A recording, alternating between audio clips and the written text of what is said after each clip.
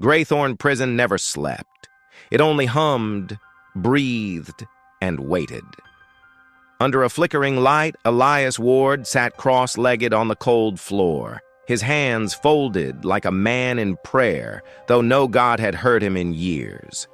Beside him lay a single sheet of paper, blank but trembling under the draft from the barred window. He whispered a line no one else would ever hear. If silence could speak, it would carry my wish. The bell clanged once. The door down the corridor opened, and something inside him decided tonight would not end quietly. Elias had once been a city inspector, the kind who believed in small decencies inside large systems. His reports had helped people breathe in cleaner rooms, eat from safer kitchens, live with one less lie in the air. But truth, he'd learned, could be a sentence longer than any prison term. The night they locked him away, the paper said he'd falsified safety permits. No one mentioned the memo he'd written that exposed an entire department's corruption and vanished before it could reach daylight. That was 5 years ago. Now, the walls knew his routines better than he did.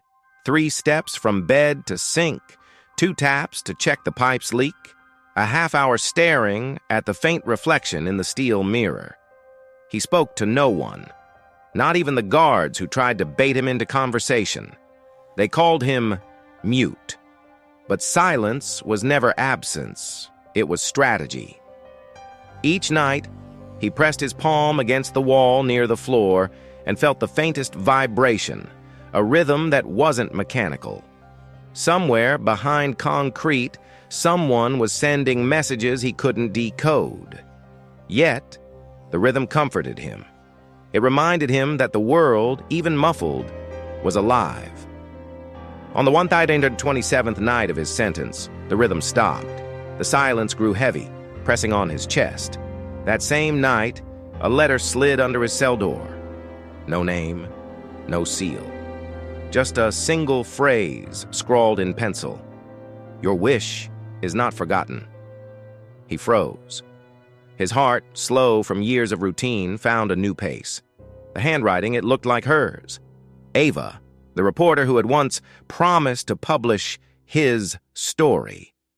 The one who disappeared 3 days after he was sentenced.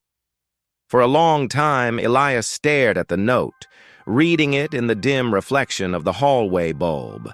The ink looked smudged by water or tears. And beneath those words, faintly visible, was something else, an indentation, as if a second message had been written and erased. He tilted the paper toward the light. 3 letters appeared like ghosts. SWL. He didn't know what they meant, but his pulse began to race like it hadn't in years.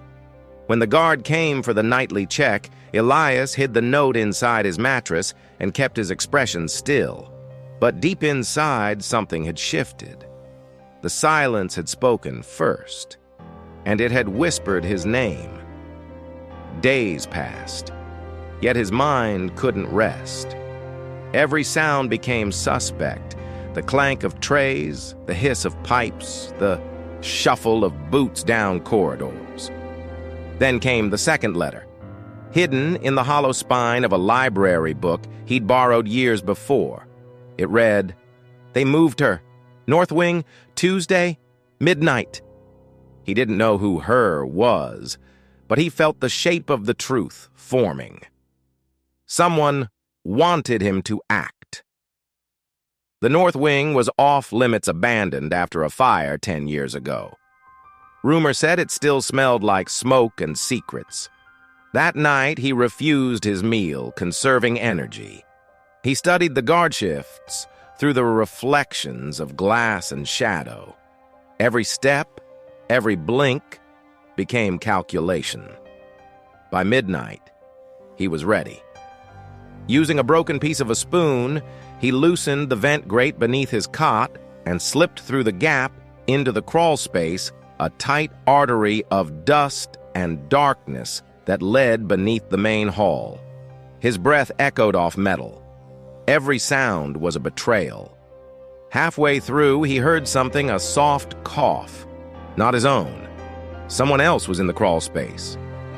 If anyone's still listening, he thought, they'll want to hear what happens next. The cough came again, closer now. Elias froze. A flashlight beam cut through the vent brief, searching, then gone.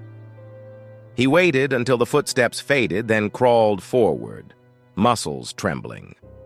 When he emerged into the north wing's ruin, it felt like stepping into memory.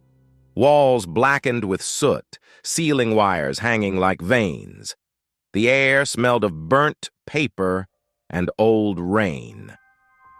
At the far end of the corridor, a door stood half open. Inside, beneath a single working light, was a desk. On it, a folder marked with his name. He opened it. Inside were photos of Ava, sitting across a metal table from someone he couldn't see. Dates scribbled on the back matched the years he'd been locked away. The final photo made his stomach twist. It showed him asleep in his cell. The angle impossible. Someone had been inside his room. Tucked beneath the photos was a third note. SWL, Silent Witness Ledger. It was real. The missing document that could clear his name and expose everything. But it wasn't in the folder. Just coordinates. Graythorn's Cemetery, row 9, grave 12. He stared at the note until the letters swam. The ledger, the proof, was buried with someone, and someone wanted him to find it. He slipped back into the crawl space before dawn. By morning, alarms blared. The guards had discovered the missing vent cover. But Elias had already made his choice. When the warden interrogated him, Elias didn't speak. He only stared at the man's tie pin, a silver triangle engraved faintly with the same 3 letters. SWL. That was the moment he knew. The corruption he'd tried to expose it lived inside these walls, not beyond them. The warden smiled, mistaking silence for surrender. That night, Elias pretended to sleep. He'd memorized every corridor, every blind corner. When the storm rolled in and thunder swallowed sound, he made his move. Through service tunnels, slick with condensation, he reached the yard wall and scaled the drainage pipe to the watchtower's base.